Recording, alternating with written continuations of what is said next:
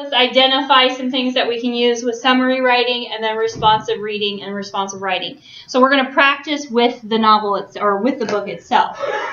So the beginning of this, we'll talk about the concept, we'll talk about the idea, you'll take some notes on this information. You don't have to write down every single thing that's said, you just need to make sure you understand it. So if it's something you already knew or you already felt comfortable with, then don't write that information down. Write down what you don't know or didn't know, and you're still maybe a little bit confused by. So as we go through this, if you have any questions, make sure you ask. We're going to start with summary writing because that in your first essay is going to be the top portion. So you're going to write a summary and response essay. The first part, the first paragraph, is going to be a summary of the story that you're going to read.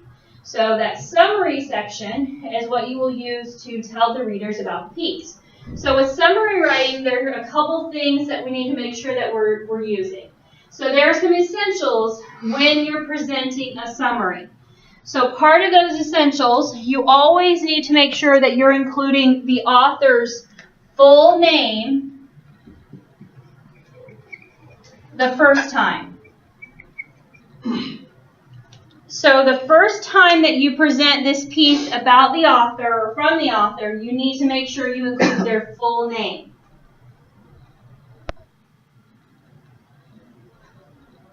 Why is that important?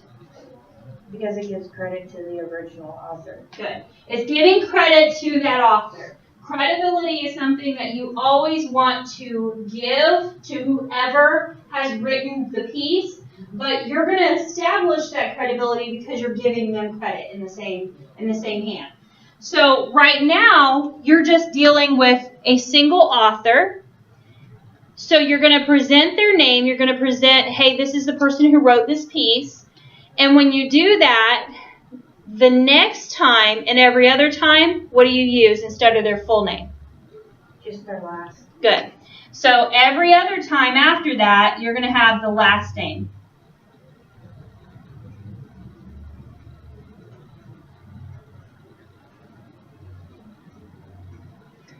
Now later on, when we're dealing with APA structure, we'll actually add in an additional component to this last name. We won't worry about that right now because we're just dealing with one author, one piece that you're summarizing and then responding to.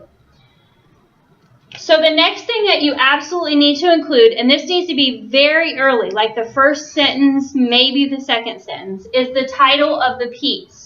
So if the piece itself is a chapter in a book or it's a page on a website, if it's something fairly small, you're going to put quotation marks around it. So you put quotation marks around the title of the piece.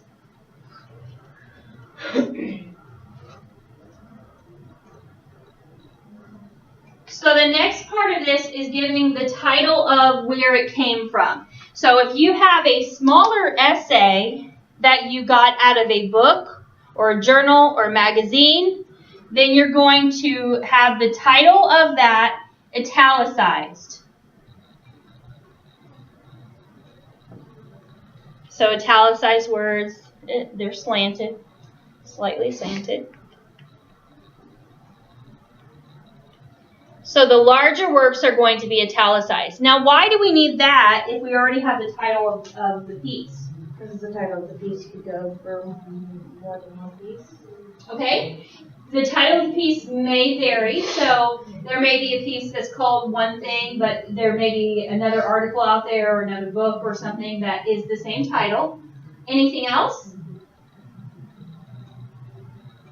Any other reason to give the title of the book that it came from, or the journal that it came from, or the magazine that it came from? So that other people can use that as a reference point? Okay, that is going to establish credibility again. So if we are using the title of something, the article itself, that's great. But we want to establish more credibility by showing that it's from a valid website or it's from a valid book and giving our readers the opportunity to access that information.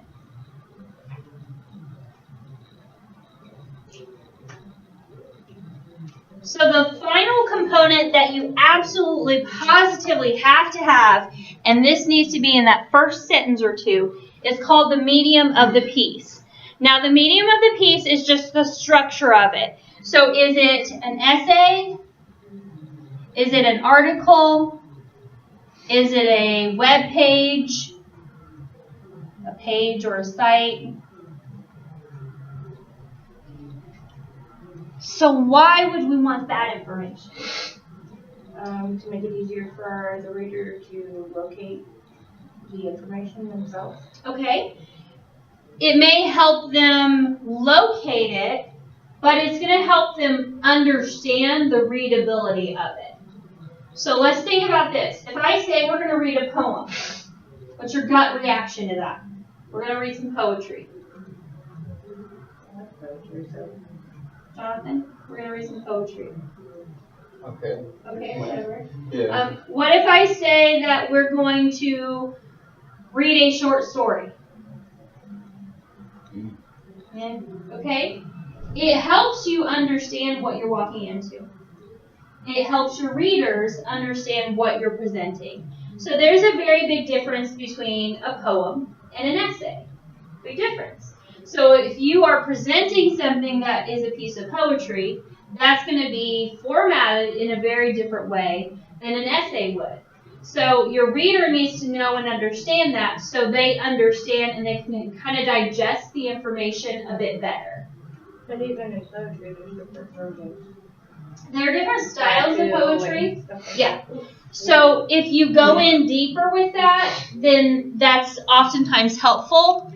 Most of the composition components that you're going to be working with, especially in this class and the 111 class, you're going to be dealing with articles. You're going to be dealing with essays that other people have written. You're going to be dealing with websites. So you're not going to be dealing with things like poetry and short stories as much as these components. So if you're dealing with an essay, maybe you even specify further, kind of like what you would do with poetry. So maybe you even say that it's a political essay. Or maybe you say that it's a news article.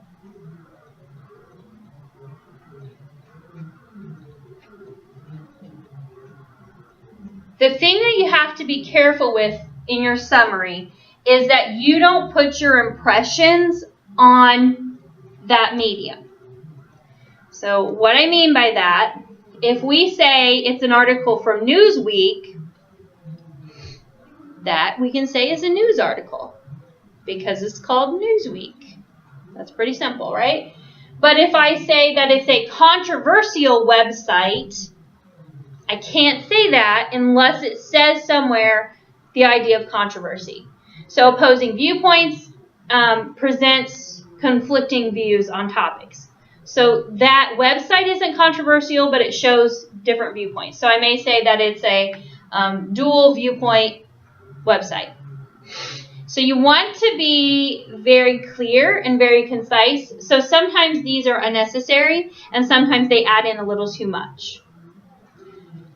So the most important part is making sure that you have the source information, but you also need to make sure that you have the main idea of the entire piece. What I like to do in my own writing is to include these components with that main idea. Hit it with that first sentence, and then I can use the key details for the rest of the sentences.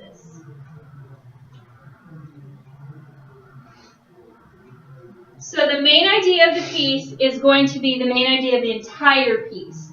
But you also want to include some important details. So we'll talk about this. We'll skip over this content here and make sure that we understand this. So you have the main idea, but a summary is usually a paragraph. The size on a summary is, there's no, hey, it always has to be this. But I usually tell students it should be about 1/10 of whatever the original piece is. So if the original piece is 10 paragraphs, it should be 1 full paragraph. The original piece is 10 pages, it should be at least 1 page. We also have to allow for spacing in this. So if your document is double spaced, but the original document is single spaced, then we have to allot for that spacing as well. So 1/10 isn't a steadfast, it always has to be, it's just a guide for you. So with that content, if we have something that's 10 paragraphs, We have to come up with one full paragraph. This could really be one sentence. So we have to figure out what else that we need to include. And that's where this content area comes in. So with the content, we want to have the main points, or we want to have some key details with a little bit of specific information. We don't need to include super specific information. So we have to be really cautious that we don't overwhelm the piece with information that we don't need. It needs to be information that is essential. So the really important stuff. The stuff that if a reader doesn't know this, then they're not going to understand the depth of the piece. So I want you to think about a summary as you would think about a movie. So if you're doing a review on a movie, you're not necessarily giving your impressions. I listen to this radio station, and they have this guy who does movie reviews. And I'm always like, why do I care who this guy is? Why do I care about his opinion? Just tell me about the movie and shut up, because I don't know who you are and I don't care. So we have to be aware that this content is important for the rest of the material. But when we're thinking about it like a movie, we need to think about, we need to stick to the details that are important. We need to stick to the stuff that the readers have to know. So if we're talking about a movie and we're just summarizing a movie, we may have the key actors in the movie. We may have the plot line of the movie itself. We may have maybe the director's information. We need to give the information that is important for that audience to understand. So this is the other consideration. We have to look at who the audience is and what their gaps may be. So we have to figure out who am I writing to and what do they need to know. So when I'm summarizing, I have to make sure that I understand that audience's gaps. That is going to tailor how I write, but it's also going to tailor what information they need and what I'm going to include in there. I mean, kind of like if you're talking to a 90-year-old and then 3 minutes later you're telling a kid about the same movie, you got to change the language. So that's part of it. The other part of that is that if you're talking about something, so my husband's a drag racer. So the first time he was telling me, he was saying, we need to sell this chassis, and I was like, are you making up words? That's not a real thing. And he had to tell me, yeah, it is, and he even knew how to spell it. I was amazed. So there are things that he tells me about all the time, and I'm just like, are these real things? Is this real? Or are you just making stuff up? Because I have a lot of gaps when it comes to cars. And when I talk about classroom environment, he has a ton of gaps. He doesn't get what I'm talking about. So I have to sometimes supply him with a little bit more information. So there are times that you may need to supply the person with the other information. With this piece that you guys are going to be doing the summary writing for, you're all doing the same piece. However, you have to highlight what you drew out of it as the most significant details. So what I mean by this, let's say, hey, have you all watched Harry Potter? Yeah. Okay, that's a yes. You know who my mom is. I know. So we watched Harry Potter. So for me, the characters are a big deal. The characters and their relationships are the biggest deal. For Jonathan, it could be the element of magic that takes place. For Carol, it could be the academic experience that they go through. So everybody's going to have a different focus. It may be the same for me and for Carol, or for me and Jonathan, but we have to explain that to our readers. We have to explain and put, hey, this is what happens, because later on, we're going to be responding to those things specifically. So we have to make sure our readers understand that this is part of it. Even though they may have read the same thing or they may have experienced the same thing, they may have pulled things out that were a little bit different. So we have to accentuate that in our summary writing. It also helps build up our summary because we have to write a paragraph. So we've got a little bit more than just a sentence.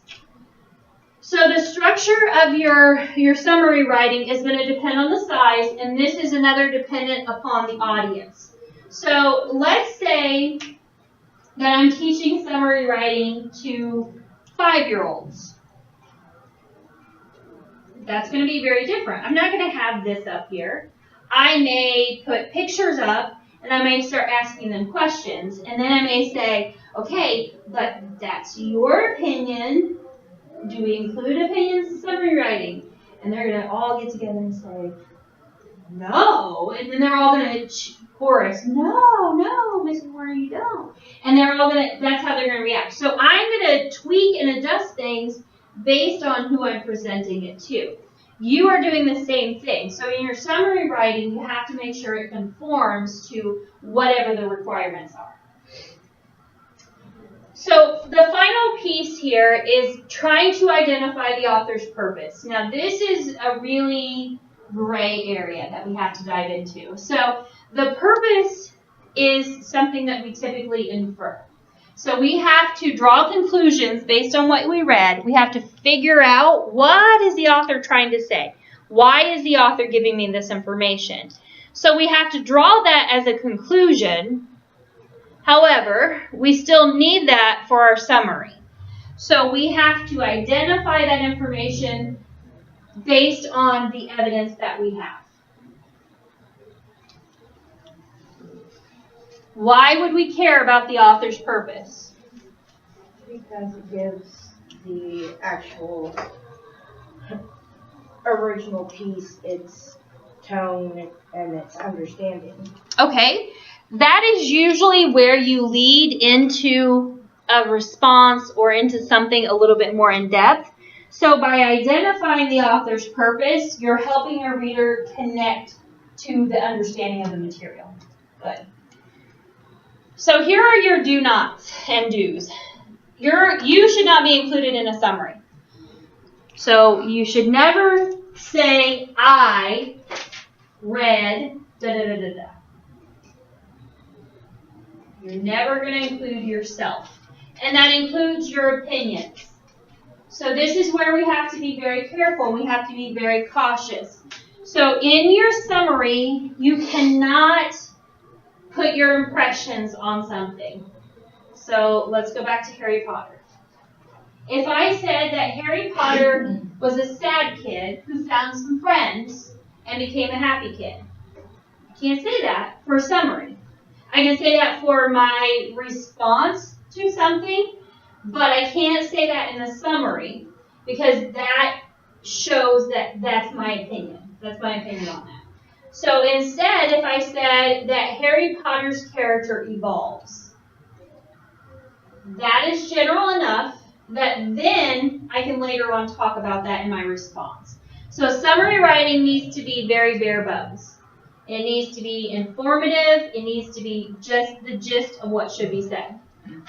So it's going to have the general ideas, but you can also include a little bit of specific information. Again, this is the specific information that's going to apply to you. So what I want to do, I want you guys to practice with this. So I would like you guys to turn to... It might be at the same time.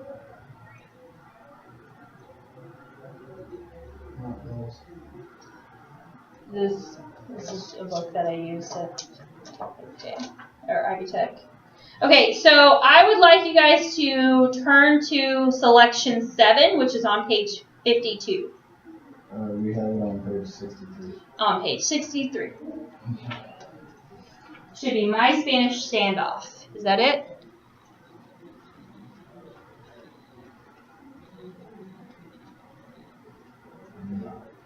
No? Not for my book. Selection 52. Yeah, it is 52. No, 52.